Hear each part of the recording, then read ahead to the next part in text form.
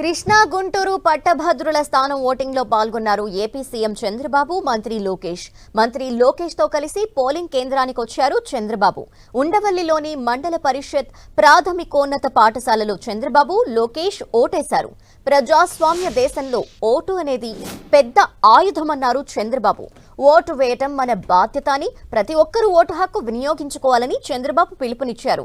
Vote హక్కు ద్వారానే ప్రజాస్వామ్యం బలోపేతం చేయగలమని, పట్టభద్రులుగా నమోదైన ప్రతి ఒక్కరూ ఓటు హక్కు వినియోగించుకోవాలన్నారు. అందరికీ నమస్కారాలు. ఈరోజు కృష్ణా, గుంటూరు, ఈస్ట్ గోదావరి, వెస్ట్ గోదావరి పాత జిల్లాల్లో గ్రాడ్యుయేట్స్ కాన్స్టిట్యున్సీ ఎలక్షన్ జరుగుతున్నాయి. ఉత్తరాంధ్రలో ఎమ్మెల్సీ ఎన్నికలు జరుగుతున్నాయి, అది కూడా టీచర్స్ కాన్స్టిట్యున్సీకి. వీళ్ళందరూ కూడా చదువుకున్న ఓటర్లు. నేను అందరికీ ఒకటే విజ్ఞప్తి చేస్తున్నా, ఓటు వేయడం అనేది మన బాధ్యత. ప్రతి ఒక్కరూ కూడా మీ ఓటు హక్కుని ఉపయోగించుకునే బాధ్యత నెరవేర్చాల్సిన అవసరం ఉంది.